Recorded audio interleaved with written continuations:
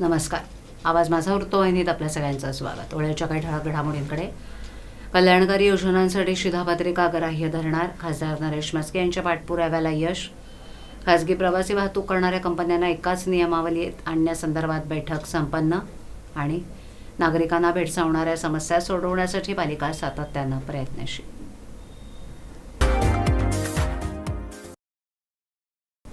ठाणे महानगरपालिकेच्या महिला आणि बालकल्याण विभागामार्फत महापालिका क्षेत्रातील गरीब आणि गरजू महिलांसाठी विविध योजना राबवण्यात येतात. त्यामधील काही योजनांसाठी उत्पन्नाचा दाखला अनिवार्य आहे अशी अट होती. सदरची अट रद्द करून उत्पन्नाच्या दाखल्याऐवजी शिधापत्रिका ग्राह्य धरण्यात येते. खासदार नरेश म्हस्के यांनी पालिका आयुक्त सौरभ राव यांच्याकडे याबाबत मागणी केली होती. राव यांनी शिधापत्रिका ग्राह्य धरण्याचं मान्य केलं असल्यानं या योजनांचा लाभ आता जास्तीत जास्त महिलांना मिळणार असल्याची माहिती खासदार नरेश म्हस्के यांनी दिली.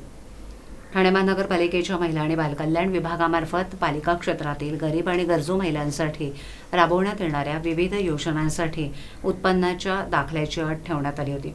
परंतु या अटीमुळे अनेक महिला या योजनांपासून वंचित राहत होत्या. त्यामुळे सदर अट शिथिल करण्याबाबत संबंधित महिला आणि बहुतांश माजी नगरसेवकांनी खासदार नरेश म्हस्के यांच्याकडे मागणी केली. या पार्श्वभूमीवर खासदार नरेश म्हस्के यांनी दिनांक 8 जानेवारी रोजी आयुक्त सौरभ राव यांना लेखी पत्र दिलं होतं. त्यावर आयुक्तांनी सकारात्मक भूमिका घेऊन शिधापत्रिका ग्राह्य धरण्याचे आदेश संबंधित विभागाला दिले आहेत. राज्यातील खासगी प्रवासी वाहतूक करणाऱ्या कंपन्यांना एकाच शासकीय नियमावली अंतर्गत आणण्यासंदर्भात मंत्रालयात बैठकीचं आयोजन करण्यात आलं होतं. यावेळेला परिवहनचे अप्पर मुख्य सचिव संजय सेठी, परिवहन आयुक्त विवेक भीमनवार, एसटी महामंडळाचे उपाध्यक्ष आणि व्यवस्थापकीय संचालक डॉक्टर माधव कुसेकर यांच्यासह प्रवासी वाहतूक पुरवठादार कंपनीचे प्रतिनिधी दूरदृश्य प्रणालीद्वारे उपस्थित होते. यावेळेला परिवहन मंत्री सरनाईक म्हणाले की खासगी प्रवासी वाहतूक कंपन्यांसंदर्भात केंद्र सरकारनं आणलेल्या धोरणाचा अभ्यास करून या कंपन्यांना एकाच परिवहन नियमांतर्गत एकत्रित आणणं गरजेचं आहे. प्रवासी सुरक्षेला प्राधान्य देण्यात यावं. सर्व प्रवासी वाहतूक पुरवठादार कंपन्यांअंतर्गत 4 चाकी, बाईक, टॅक्सी यांचा समावेश करण्यात येणार आहे. बाईक चालवण्यासाठी महिला चालकांनाही प्राधान्य देण्यात यावं. जास्तीत जास्त रोजगार कसा निर्माण करता येईल यासाठी प्राधान्य द्यावं. तसंच त्यांच्या सुरक्षेसंदर्भात कंपन्यांनी उपाययोजना कराव्यात अशा सूचनाही मंत्री सरनाईक यांनी दिल्या आहेत. खासगी वाहतूक व्यवस्था सुस्थितीत असलेली वाहनं, प्रवाशांची सुरक्षा, हेल्मेट, महिला चालकांची सुरक्षा, तत्पर सेवा इत्यादी बाबींचा वाहतूक धोरणात समावेश करण्यासंदर्भातील सादरीकरण यावेळेला परिवहन आयुक्त विवेक भीमनवार यांनी केलं. घोडबंदर रोडवरील नागरिकांना भेडसावत असलेल्या समस्या सोडवण्याच्या दृष्टीनं पालिका सातत्यानं प्रयत्नशील आहे. या ठिकाणची वाहतूक कोंडी सोडवण्यासाठी विविध उपाययोजना राबवल्या जातात. त्यावर कायमस्वरूपी तोडगा काढण्याच्या दृष्टीनं अवजड वाहनांसाठी ठाणे शहराच्या हद्दीबाहेर नवी मुंबई, मीरा भाईंदर इत्यादी ठिकाणी जागा उपलब्ध होण्याच्या दृष्टीनं सर्वंकष चर्चा करून निर्णय घेण्यात येईल. तसंच मान्सूनच्या अनुषंगानं असलेली धोकादायक झाडं, झाडाच्या फांद्या छाटणं, नाले सफाई इत्यादी कामं देखील लवकरात लवकर हाती घेण्यात येतील असं पालिका आयुक्त सौरभ राव यांनी आज झालेल्या बैठकीत नमूद केलं. घोडबंदर रोडवरील नागरिकांना भेडसावत असलेल्या विविध समस्यांबाबत तोडगा काढण्यासाठी पालिका आयुक्तांच्या दालनात बैठक झाली. या बैठकीला घोडबंदर रोड येथील जस्टिस फॉर घोडबंदर रोड फोरमचे प्रतिनिधी, अतिरिक्त आयुक्त 2 प्रशांत रोडे, शहर अभियंता प्रशांत सोनग्रा यांच्यासह वाहतूक पोलीस, पालिका, मेट्रो, MMRDA, सार्वजनिक बांधकाम विभाग यांचे प्रतिनिधीही उपस्थित होते. घोडबंदर रोडवरील वाहतूक समस्येतून नागरिकांना दिलासा मिळावा यासाठी वाहतूक विभागाच्या मदतीनं सध्या जे वॉर्डन उपलब्ध आहेत त्यात आणखीन प्रशिक्षित 100 वॉर्डन तातडीनं उपलब्ध करून देण्याबाबत वाहतूक विभागाशी चर्चा करण्यात येईल. वाहतूक पोलीस आणि वॉर्डन यांच्यात समन्वय ठेवण्याच्या दृष्टीनंही नियोजन केलं जाईल असंही आयुक्त सौरभ राव यांनी नमूद केलं. पावसाळ्यापूर्वी घोडबंदर रोडवर करायच्या कामासंदर्भात आयुक्तांनी संबंधित विभागाच्या अधिकाऱ्यांशी चर्चा केली. या चर्चेत धोकादायक झाडं तसंच वाढलेल्या झाडांच्या फांद्या छाटण्याचं काम जानेवारी अखेरपर्यंत सुरू करण्यात येईल असं वृक्ष प्राधिकरणाकडून सांगण्यात आलं. तसंच घोडबंदर रोडवरील कचरा हा सकाळ संध्याकाळ अशा 2 सत्रात उचलला जात असला तरी अनेक ठिकाणी नागरिक कचरा टाकतात. अशा नागरिकांना दंड लावण्याची मागणी बैठकीला उपस्थित असलेल्या नागरिकांनी केली. जर दंड लावला तर नागरिक स्वच्छतेबाबत जागृत होतील अशीही सूचना यावेळेला करण्यात आली. तसंच येत्या काही दिवसात घोडबंदर रोडवरील रस्त्यांची सफाई यांत्रिकी पद्धतीनं करण्यात येणार असल्याचंही या बैठकीत उपायुक्त मनीष जोशी यांनी नमूद केलं. ठाण्यात सुरू असलेल्या भव्य मालवणी महोत्सवात मंगळवारी स्थानिक बच्चे कंपनी तसंच युवा वर्गाच्या समूह नृत्याचा सामना रंगला. शिवाजीनगर येथील स्थानिक मुलांचे तसंच विद्यालयीन आणि महाविद्यालयीन विद्यार्थ्यांच्या ग्रुप डान्सची अंतिम फेरी पार पडली. विशेष म्हणजे मंगळवारी या महोत्सवाला ठाणे लोकसभेचे खासदार नरेश म्हस्के यांनी भेट देऊन प्रत्येक स्टॉलवर जात कोकणी व्यावसायिकांची विचारपूस केली. ठाण्यातील शिवाजीनगर उन्नती गार्डन येथील मैदानात कोकण ग्राम विकास मंडळाच्या वतीनं आयोजक सीताराम राणे यांनी भव्य मालवणी महोत्सवाचं आयोजन केले.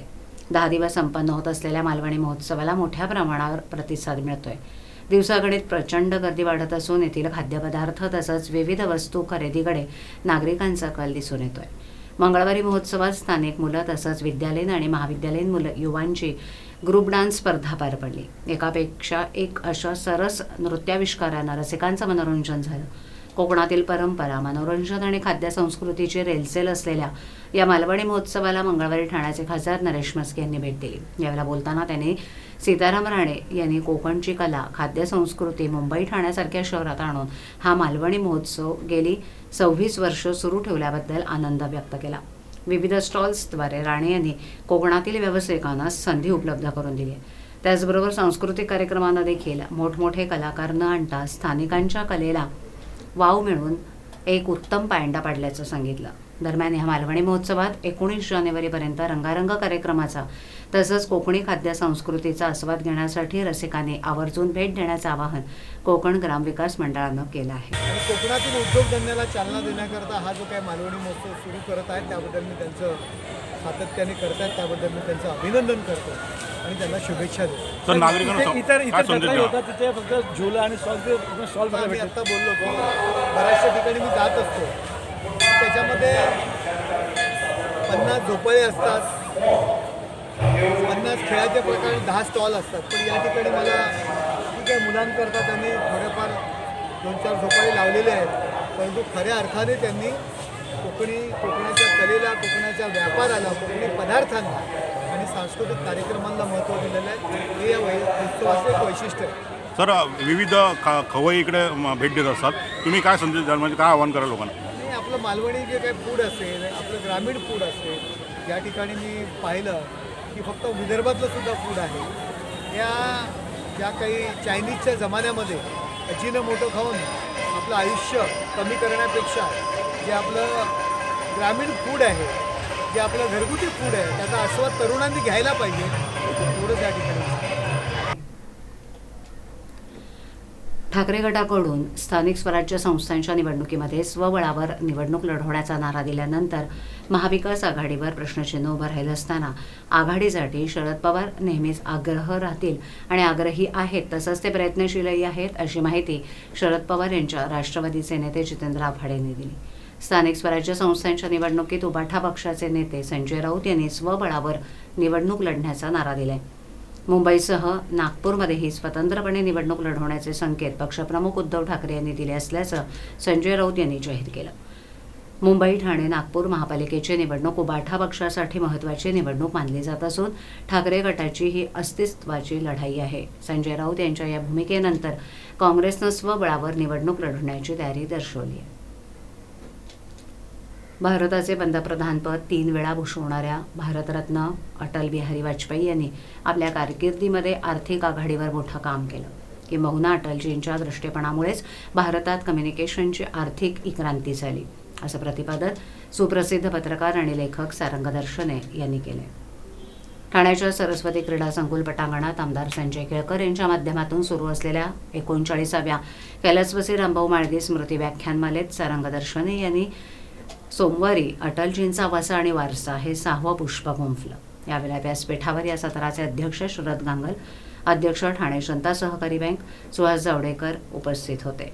लेखक दर्शने यांनी अटलजींच्या चरित्राचे पैलू उलगडताना संघाचे प्रचारक, जनसंघ ते पंतप्रधान पदापर्यंतचा प्रवास श्रोत्यांसमोर मांडला.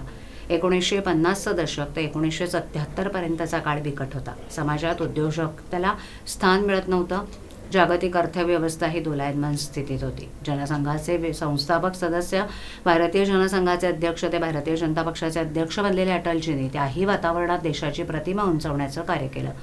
1985-86 नंतर भारतीय जनता पक्षामध्ये गांधीवादी समाजवाद मागे पडत गेल्याचं सांगून दर्शन यांनी सांगितलं. अटलजींच्या प्रतिभाशाली राजकीय कारकिर्दीवर प्रकाश टाकला. 1996, 1998 आणि 1999 असे 3 वेळा अटलजींनी पंतप्रधान पद भूषवलं. त्यांच्या कारकिर्दीमध्येच भारतानं आर्थिक आघाडीवर मोठं काम केलं. कम्युनिकेशनचे खाते स्वतःकडे घेत अटलजींनी कम्युनिकेशनचे ब्रिटिशकालीन कायदे बदलून दूरसंचार धोरणात आमूलाग्र बदल केले. अटलजींच्या या दृष्टिकोनामुळेच भारतात कम्युनिकेशनची आर्थिक क्रांती झाली, ज्यामुळे देशातील 100 कोटी जनता आज पेमेंटचा वापर करत असून त्याचा पदोपदी प्रत्यय येत असल्याचं दर्शन यांनी यावेळेला सांगितलं. आवाज माझावरील एखादी बातमी पाहिजे राहून गेली असल्यास यूट्यूबवर येथे तुम्ही पाहू शकता, तर मग नक्की सबस्क्राईब करा आवाज माझा. कल्याणकारी योजनांसाठी शिधापत्रिका ग्राह्य धरणार, खासदार नरेश म्हस्के यांच्या पाठपुराव्याला यश.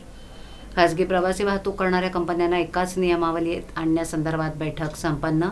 आणि नागरिकांना भेडसावणाऱ्या समस्या सोडवण्यासाठी पालिका सातत्यानं प्रयत्नशील. आजच्या ठळक घडामोडी शेवटी पुन्हा एकदा, आपल्या विभागातील काही सूचना अथवा समस्या असल्यास आमच्यापर्यंत जरूर पोहोचवा. आम्ही तुमचा आवाज नागरिकांपर्यंत नक्की पोहोचवू. आम्हाला संपर्क करण्यासाठी आमचा पत्ता आवाज माझा 103 साईलेक आदर्श नगर कोलबाड रोड ठाणे पश्चिम. आमचा दूरध्वनी क्रमांक 7666213141. आमचा ईमेल ID awazmaza.tvnews@gmail.com. तर पुन्हा भेटू याच वेळी याच ठिकाणी काही नवीन घडामोडींसह आवाज माझा वृत्तवाहिनी. तोपर्यंत नमस्कार.